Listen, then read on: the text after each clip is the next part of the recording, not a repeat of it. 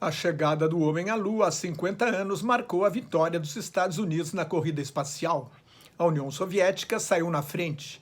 Em 4 de outubro de 1957, lançou o Sputnik, o primeiro satélite artificial da Terra. Aquele bip-bip que os americanos ouviram naquele dia representava uma ameaça. Se o inimigo podia lançar uma espaçonave, poderia mandar um foguete carregando uma bomba atômica até o território dos Estados Unidos. 30 dias depois, os soviéticos enviaram o primeiro ser vivo ao espaço. A cachorrinha Laika morreu entre 5 a 7 horas depois do lançamento, talvez por superaquecimento da nave, num problema de controle térmico. Em 12 de abril de 1961, os soviéticos enviaram o primeiro homem ao espaço. O agente vermelho Yuri Gagarin deu uma volta no planeta e revelou: a Terra é azul. O desafio soviético em plena Guerra Fria levou o presidente John Kennedy a prometer que antes do final dos anos 1960, os Estados Unidos mandariam um homem à Lua. Em discurso em Houston, no Texas, em 12 de setembro de 1962, Kennedy declarou: escolhemos ir à Lua não porque seja fácil, mas porque é difícil. Um mês depois, quando estourou a crise dos mísseis em Cuba, porque a União Soviética tentou instalar armas nucleares na ilha vizinha aos Estados Unidos, os americanos já tinham superioridade em mísseis nucleares de longo alcance, aqueles capazes de atingir diretamente o território inimigo. Mas ainda estavam atrás na corrida espacial. Kennedy chegou a propor uma missão conjunta das duas superpotências à Lua, mas a ideia não prosperou. Em 16 de junho de 1963, outro marco para a União Soviética. O país enviou a primeira mulher ao espaço. Valentina Tereshkova passou 2 dias, 23 horas e 12 minutos em órbita da Terra. 2 anos depois, em 18 de março de 1965, o cosmonauta russo Alexei Leonov tornou-se o primeiro homem a sair da nave e passear no espaço. A União Soviética também foi o primeiro país a colocar 2 pessoas dentro de uma nave espacial. A recuperação americana veio com o projeto Apollo, que levou o homem à Lua, mas o primeiro voo fracassou.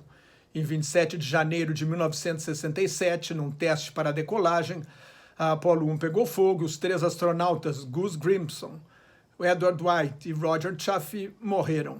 Foram as primeiras vítimas da corrida espacial. Poucos meses depois, em 24 de abril de 1967, o russo Vladimir Komarov, primeiro soviético a ir 2 vezes ao espaço, morreu quando o paraquedas da nave Soyuz 1 não abriu e a cápsula se espatifou no solo. Um dos voos mais espetaculares foi o da Apollo 8. No Natal de 1968, Martin Bormann, Jim Lovell e William Anders foram os primeiros homens a dar a volta na Lua, enviando aquelas fotos espetaculares da Terra, vista da Lua, que Caetano Veloso eternizou em uma de suas canções mais lindas. Fomos descobrir a Lua e acabamos descobrindo a Terra, comentou Martin Bormann, o comandante daquela expedição. A grande façanha estaria reservada para Neil Armstrong, Edward Aldrin e Michael Collins, a tripulação da Apollo 11. 50 anos atrás, Armstrong tornou-se o primeiro homem a pisar na Lua. Sua frase, "um pequeno passo para o homem, um passo gigantesco para a humanidade", sintetizou aquele momento histórico.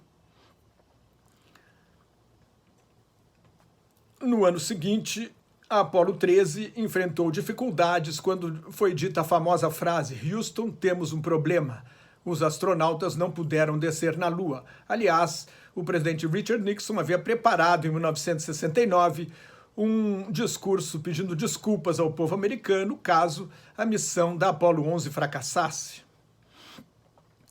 A tragédia do ônibus espacial Challenger, que explodiu pouco depois da decolagem, em 4 de abril de 1983, foi um abalo nos voos espaciais tripulados.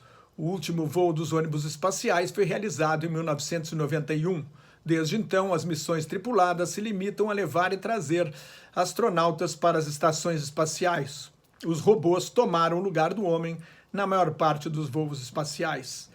Uma das críticas ao programa é que usou muitos recursos que talvez pudessem ser usados para resolver problemas aqui na Terra, mas a corrida espacial foi o vetor de um desenvolvimento científico e tecnológico extraordinário. Depois do discurso de Kennedy, em 1962, durante anos, a Agência Nacional de Aeronáutica e Espaço dos Estados Unidos, a NASA, comprou 40% de todos os chips de computador produzidos no mundo. Também pressionou os fabricantes a miniaturizar os componentes.